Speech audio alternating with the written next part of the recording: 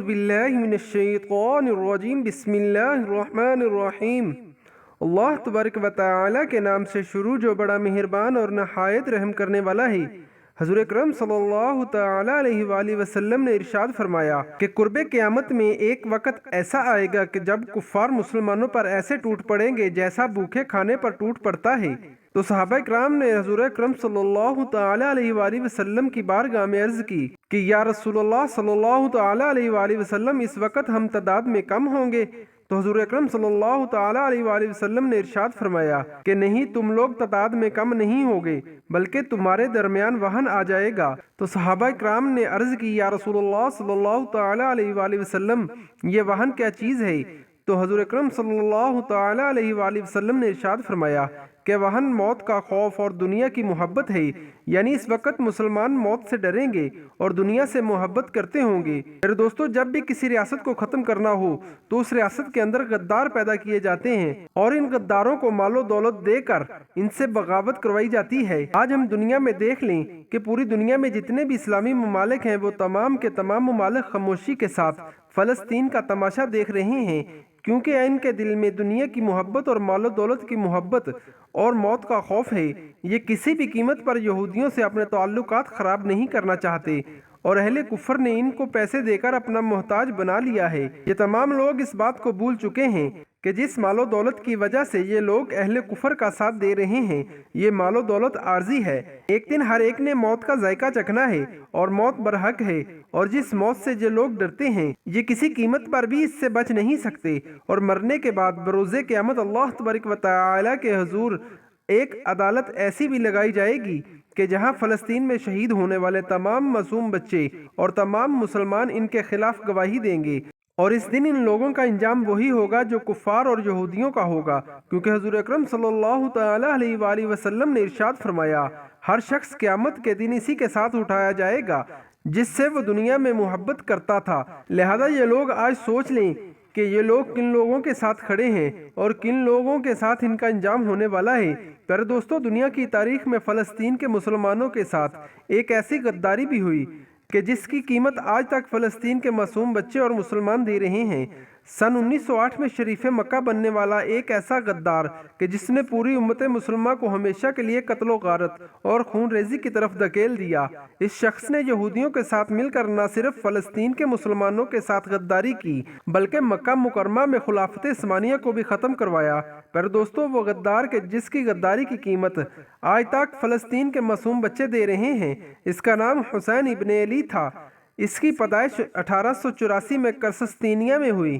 آج سے تقریباً 1000 سال پہلے مکہ کے اندر لوگوں کو شریف مکہ بنانے کی ابتدا ہوئی، اور مسلمانوں سے غداری کرنے والا حسین ابن علی یہ 78واں شریف مکہ تھا جس کو سلطان عبد الحمید نے شریف مکہ مقرر کیا تھا۔ پیارے دوستو، جب صلاح الدین ایوبی نے یہودیوں سے جنگ کی اور یہودیوں کو فلسطین سے نکال دیا تو اس وقت تمام یہودی پوری دنیا کے اندر پھیل گئے، لیکن یہ تمام یہودی ان کوششوں میں رہے کہ کس طرح مسلمانوں کو شکست دے کر دوبارہ سے فلسطین کو حاصل کیا جائے۔ جب خلافت عثمانیہ کے عظیم بادشاہ سلطان عبد الحمید کا دور آیا تو اس وقت بیت المقدس خلافت عثمانیہ کے اندر تھا۔ اس وقت یہودی بیت المقدس کو حاصل کرنے کے لیے بار بار سازش کرتے، لیکن سلطان عبد الحمید ان یہودیوں کی سازشوں کو ناکام بنا دیتے۔ خلافت عثمانیہ پر ایک وقت ایسا بھی آیا جب خلافت عثمانیہ مقروض ہو گئی اور خلافت عثمانیہ مالی لحاظ سے کمزور ہو گئی۔ اس وقت یہودیوں نے سلطان عبد الحمید کو یہ آفر دی کہ ہم آپ کا تمام قرض اتار دیں گے، لیکن اس کے بدلے ہمیں فلسطین میں رہنے کی اجازت دی جائے۔ لیکن سلطان عبد الحمید نے یہودیوں کو صاف انکار کر دیا، کیونکہ وہ جانتے تھے کہ یہودی ایک فسادی قوم ہے اور یہ فلسطین کے مسلمانوں کو تنگ کریں گے۔ یہودیوں نے بار بار فلسطین پر قبضہ کرنے کی کوشش کی، لیکن وہ ہر بار ناکام ہو گئے۔ اس طرح جب یہودی ہر طرح سے ناکام ہو گئے تو اس وقت ان کے پاس صرف ایک ہی راستہ بچا تھا، اور وہ تھا بغاوت اور غداری کا راستہ۔ چنانچہ 1800 کے آخر میں یہودیوں نے ایک تحریک شروع کی جس کو سوہانی تحریک کہا جاتا تھا۔ اس تحریک کا مقصد یہ تھا کہ یہودیوں کے لیے ایک علیحدہ ریاست قائم کی جائے اور اس کے اندر یہودیوں کو رہنے کی اجازت دی جائے، کیونکہ یہ وہ وقت تھا جب یہودیوں کے پاس کوئی بھی اپنا ملک نہیں تھا جہاں وہ رہ سکے، کیونکہ یہ ایک فسادی قوم تھی۔ یہ لوگ جس ملک میں بھی جاتے وہاں فساد برپا کرتے، جس کے نتیجے میں ان کو اس ملک سے نکال دیا جاتا۔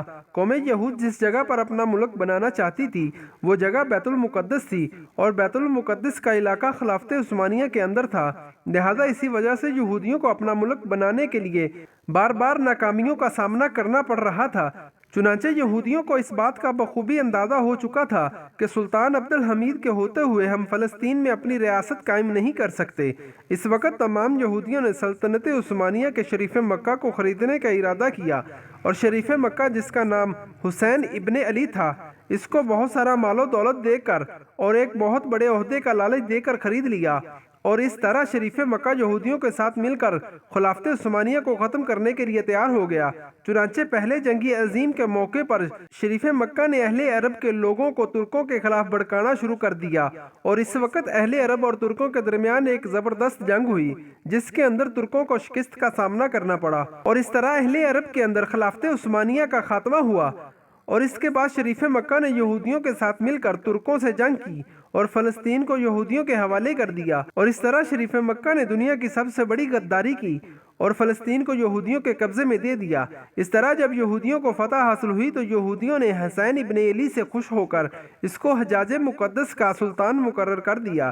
شریف مکہ اپنے آپ کو خلیفہ کہلواتا اور یہ مسلمانوں سے کہتا کہ میں تمام مسلمانوں کا خلیفہ ہوں۔ اس کے 2 بیٹے تھے، اس کے ایک بیٹے کو انگریزوں نے عراق کا سلطان مقرر کر دیا اور اس کے دوسرے بیٹے کو اردن کا سلطان مقرر کر دیا، لیکن اس غدار کی حکومت زیادہ دیر تک قائم نہ رہ سکی۔ چنانچہ نجد میں سے ایک گروہ جو کہ شریف مکہ کے خلاف تھا، اس نے حجاز مقدس پر حملہ کر دیا، اور اس طرح شریف مکہ کو حجاز مقدس کے اندر شکست کا سامنا کرنا پڑا، اور اہل نجد نے حجاز مقدس پر قبضہ کر کے اس کو جلا وطن کر دیا، اور اس طرح یہ شریف مکہ در بدر کی ٹھوکریں کھانے پر مجبور ہو گیا۔